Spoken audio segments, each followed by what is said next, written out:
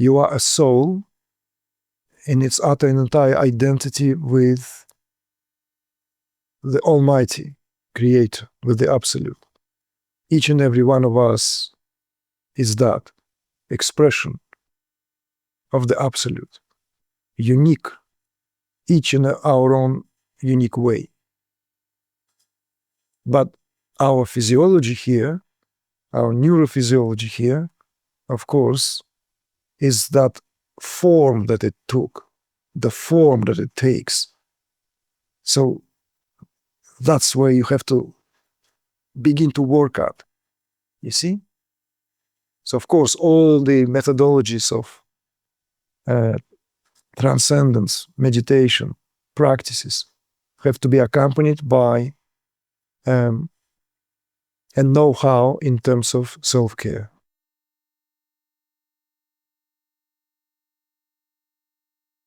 All right, so it's a colorful background from someone who had a journey on a solo motorcycle trip through the canyons of Arizona, Utah, and Nevada in October 2023. Far from the East Coast, I prayed and meditated at every canyon view, asking Father Lord for guidance. I was struggling with deep wounds and denial about my daughter's abuse by her father. By February 2024, I began feeling vibrations throughout my body, mostly at night, initially fearing it was MS.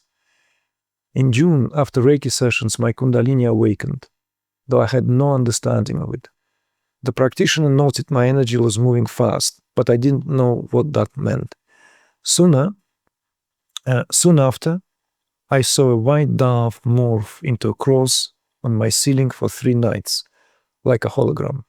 Then came orbs, fractal light, geometric shapes, synchronicities, clairvoyance, and auditory experiences, all connected to an ancient Chinese lineage. By August, I was experiencing psychosis. I have a history of bipolar depression, ASD1, ADHD, CPTSD, OCD, and trauma. Currently, I'm unemployed, staying with a friend, and seeking a career change. Everything that no longer serves me has fallen away, a divine intervention. Question: does psychosis or a psychotic break come on easier with people that have mental illness or a neurodivergent brain type? Thank you kindly. Right.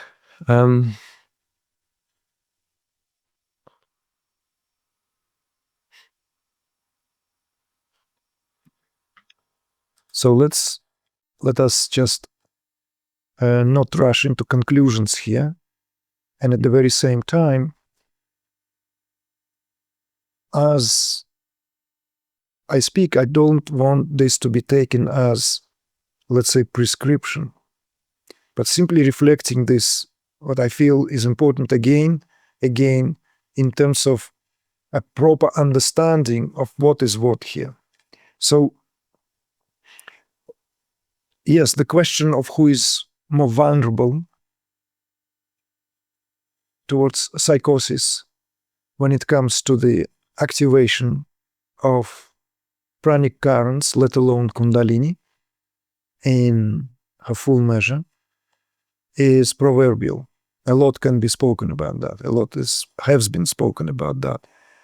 Their work, continued work, has been conducted about this. I will give some references in a moment, but first of all, when we speak of psychosis, we need to understand that this is, effectively speaking, linked primarily to neurophysiological way we are wired and our, let's say, constitutional setup that plays tremendously important role. Yes, what went into the formation of certain morphed container made out of a certain calcified narrative also plays tremendously important role, at a certain stage. But let me just give an opposite example. Someone who, let's say, on the outside comes across as being grounded, very, very down to earth, pragmatic, logical, let's say, rational, together, like in that commonly spoken, together, here, now, as she is, as he is. Does that mean that in the process of activation of Kundalini, they are less prone for any psychological disturbances spoken of in terms of psychosis? And the clinical research says otherwise.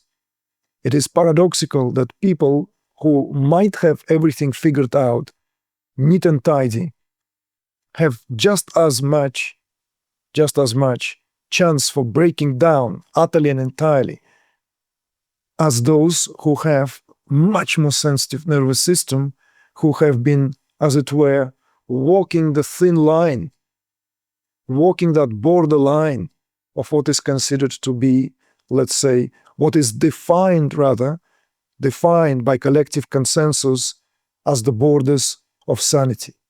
This is a fascinating topic. The topic that has been, it's a continued conversation across the cultures, across the ages. This is where the mystical experiences disturbs the whatever the setup happens to be there and then. Where mystical experience threatens even what otherwise falls purely under the category of religious way of understanding, religious way of relating. Because mystical experience is known to be disregarding these very, very parameters. These parameters are melted. These parameters are no longer defined. They're no longer cut in stone. It's a line drawn on a sand. And in some cases, line drawn in a liquid. So therefore, this understanding also is positioning us in a way that we do not pathologize someone's awakening from someone else's awakening if it displays itself, if it unfolds in a different way. It would be a big, big error there and then if we do that. Yes, casually, perhaps at the internal side of the conversation, we might even speak about it like healthy, in inverted commas, awakening versus unhealthy awakening. Yes, this may be even given to the language. But there is no such thing as what will define healthy awakening in terms of what experiences are, or what rather the accompanying phenomena in the case of so-and-so. You see?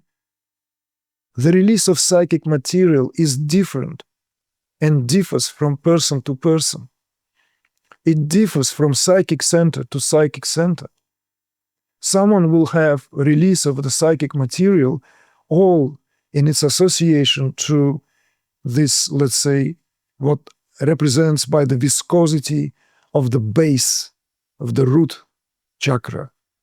The viscosity and the base, where the gravity, where all the fears for one's survival, fears for the continuation of the species, all that is, effectively speaking, going deep down into the earth, the mother.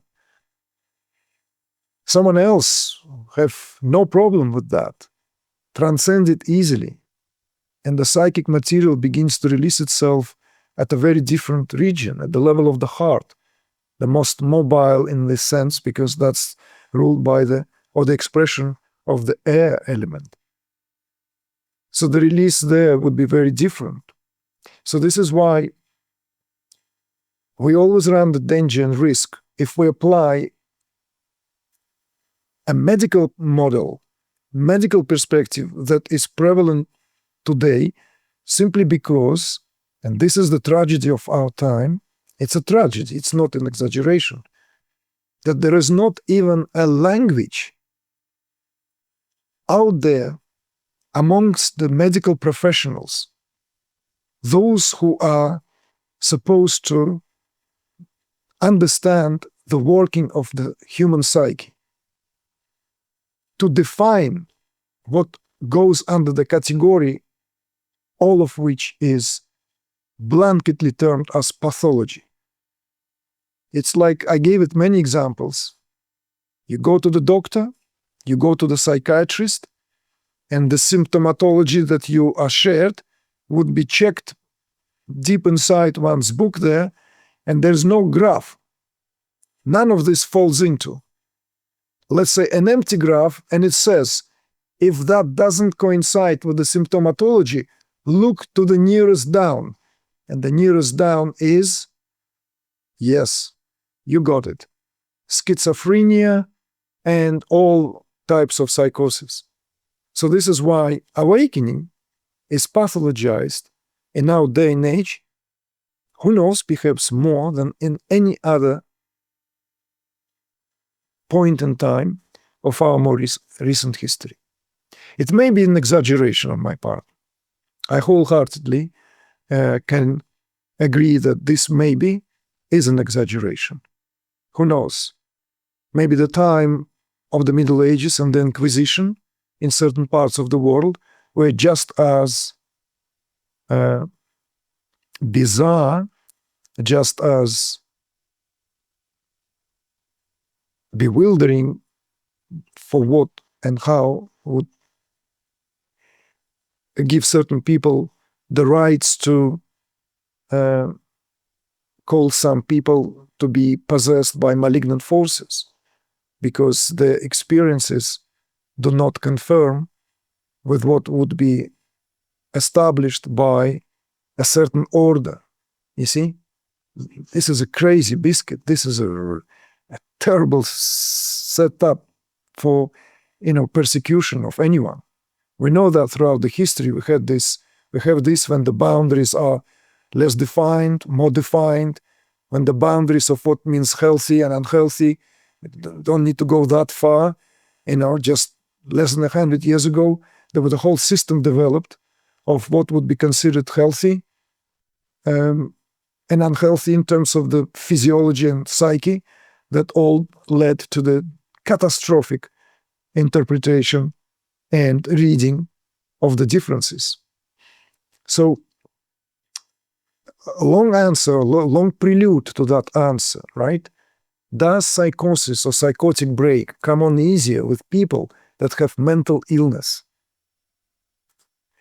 Again, you see, I'm kind of like almost, I don't want to answer this in yes or no. This is why I said, please use this with tremendous degree of attuneness, discrimination, all-encompassing compassion towards yourself, and perhaps giving way for an insight so that it leads and lights whatever condition one might be plagued by. So, why am I hesitant again? With all that what being said just now, mental illness. Somewhere, Gabor Mate already said, and he wasn't the first one, he just articulated it with tremendous clarity.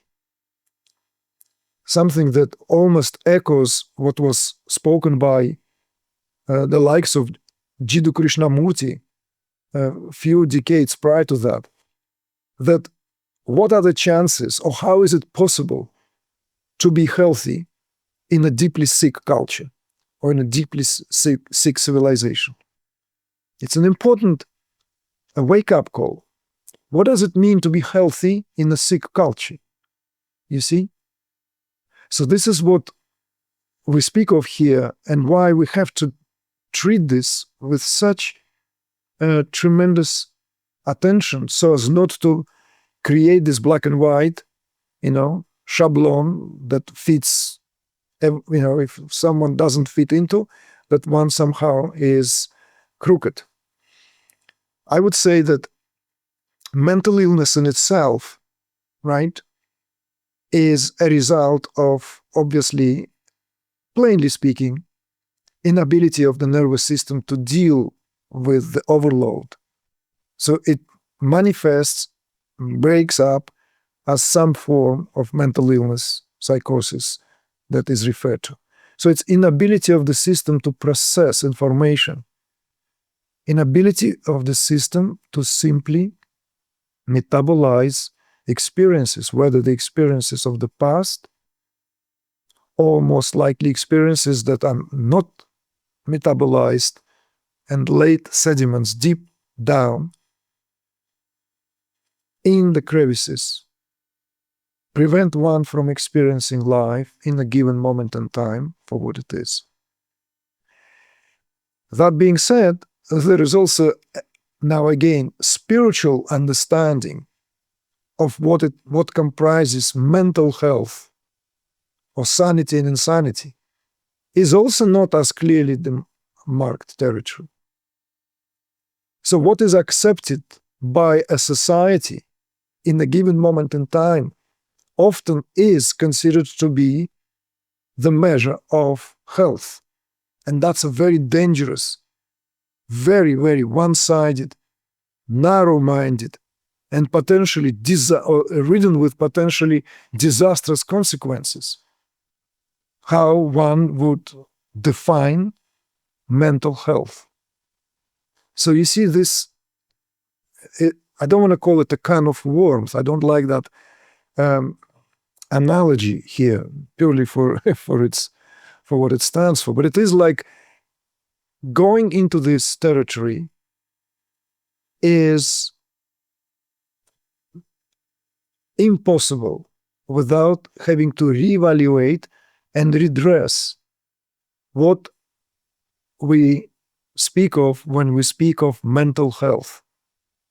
So this is why I've started that someone who is altogether solid, grounded, right, going through the process of, let's say, reevaluation, internalization, and self-recognition, might be thrown into the worst case scenario of the psychosis, because one's ground is being pulled beneath one's feet, utterly and entirely.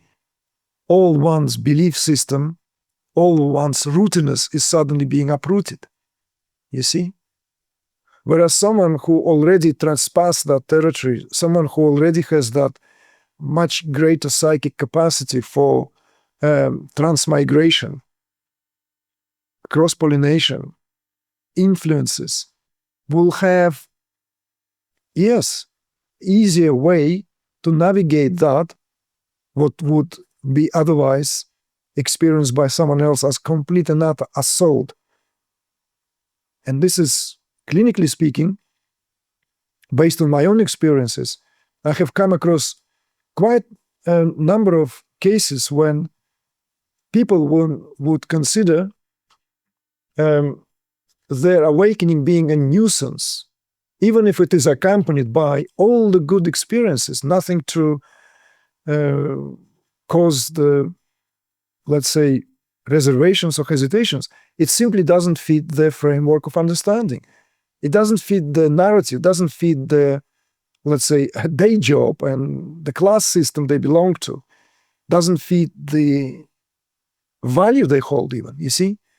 Because in the earlier phases, that whole conglomerate hasn't been rewritten yet, hasn't been unplugged enough. So now going back to maybe attempting to answer this question, right? I would say now purely on a practical level, to the person who has submitted this question, right? To the person, to this lady who has submitted that question, I would say that whatever the conditions, whatever the diagnosis is,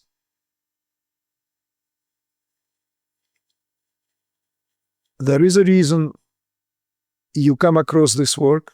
I recognize your name. I have seen many, many very beautiful, very, very, I would say, heart-based comments that you have and living on a daily almost basis under many of our videos out there. So that I would like you to have this a departure moment, that the ability, the capacity of our system to heal itself is inexhaustible. And there are ways to do that, to ameliorate, to make the functioning of the nervous system much more in line and compatible with, let's say, what you are currently faced with and having to go through. You just need to look into this attentively, make that decision, and begin that process of rehabilitation. Introduction to Ayurveda is a must. So as that holistic system will introduce you to all that would come under the category of home care, self-care, from the way you eat, from the way you conduct your life, the herbs you use, the rhythms that you observe. All this can bring harmony back into even disturbed nervous system. And of course, it's not an overnight process. It's something that one would need to, depending on how long it's been.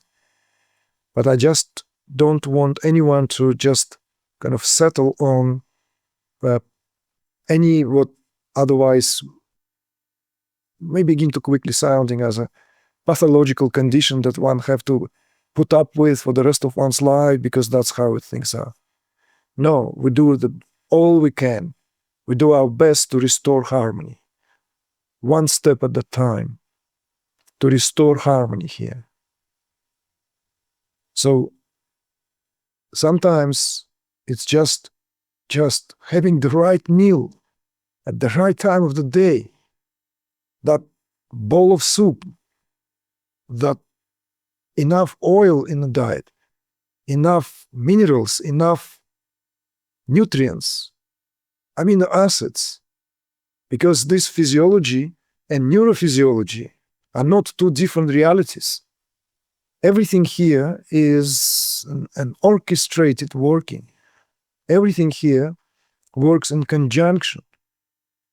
So you can begin anywhere, of course, but it's just somehow where we've started.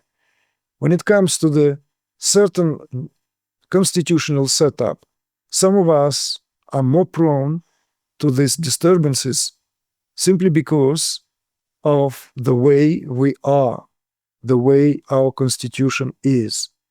You see? So this would be my response to your inquiry.